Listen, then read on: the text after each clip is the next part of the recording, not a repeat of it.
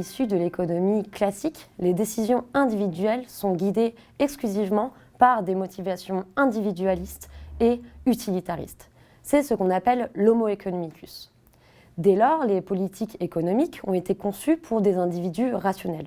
Cependant, les travaux et les recherches, notamment de Daniel Kahneman et Amos Tversky, ont démontré que les comportements réels ne suivaient pas la théorie du choix rationnel. Dans ce contexte, l'économie comportementale s'est développée en réponse aux limites de l'économie standard reposant sur cette hypothèse de rationalité des individus. Alors, l'économie comportementale cherche à étudier et à analyser la prise de décision des individus dans un contexte donné. Il existe alors tout un répertoire de biais comportementaux qui expliquent que les prises de décision ne sont pas optimales. Par exemple, des biais émotionnels ou bien des préférences sociales telles que la coopération ou encore des biais cognitifs. Alors, l'ensemble de ces biais ont été mis en évidence grâce à des expériences, notamment en laboratoire. L'économie comportementale et l'économie expérimentale restent évidemment très liées, puisque en économie expérimentale, nous allons considérer que les individus ne sont pas rationnels et qu'ils ne possèdent pas des capacités et des calculs extraordinaires. En économie expérimentale, nous allons réaliser des expériences en prenant en compte cette non-rationalité. Donc, qu'est-ce que c'est qu'une expérience? Donc, une expérience est un environnement contrôlé par le chercheur.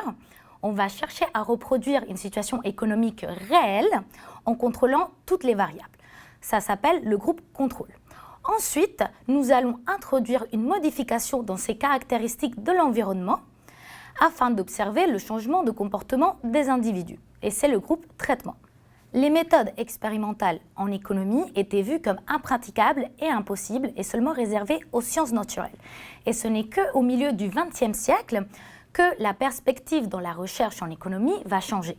Donc les chercheurs vont commencer à s'intéresser un peu plus aux différents aspects de la prise de décision individuelle. Ces prises de décision individuelles représentent de plus en plus les fondements des différents modèles théoriques en économie. Donc l'avantage de l'économie expérimentale est tel qu'on peut observer le changement de comportement des individus. Donc l'économie expérimentale a trois objectifs principaux. Le premier est de tester la théorie. Ensuite, nous allons chercher des faits tels que les femmes sont plus altruistes que les hommes. Et finalement, nous allons regarder l'impact des différentes politiques publiques lors de son introduction. Il existe deux types d'expériences. On va parler des expériences en laboratoire et des expériences de terrain. En 2019, le prix Nobel d'économie a récompensé Esther Duflo, qui est principalement connue pour ses expériences aléatoires de terrain dans les pays en développement. Une des expériences conduites par Esther Duflo et ses co-auteurs est The Balsaki Programme. Elle a été conduite à la suite d'un rapport de Pratham, une ONG qui milite pour les enfants issus de milieux défavorisés. Ce rapport faisait état que 41% des enfants en école primaire ne savaient pas lire un paragraphe simple et que 63% d'entre eux ne savent pas faire des additions.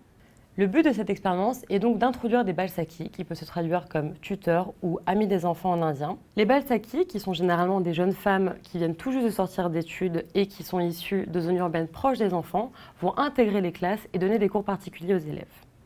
On prend donc une classe d'enfants qu'on divise en deux, un groupe contrôle qui ne bénéficie pas du balsaki et un groupe traitement qui bénéficie du balsaki. Les effets du programme à court terme ont été très bénéfiques puisque bien évidemment les notes des enfants ont été augmentées. Et il y a eu également un effet de déversement puisque même le groupe contrôle a bénéficié d'une augmentation des notes grâce au fait que les classes étaient plus petites. Les expériences d'Esther Duflo se font généralement sur le terrain et dans les pays en développement. Mais il existe une multitude d'expériences qui peuvent se faire dans une multitude de pays. Et les prochaines expériences que nous verrons, ce sont les expériences dites de laboratoire, que nous traiterons dans une prochaine vidéo.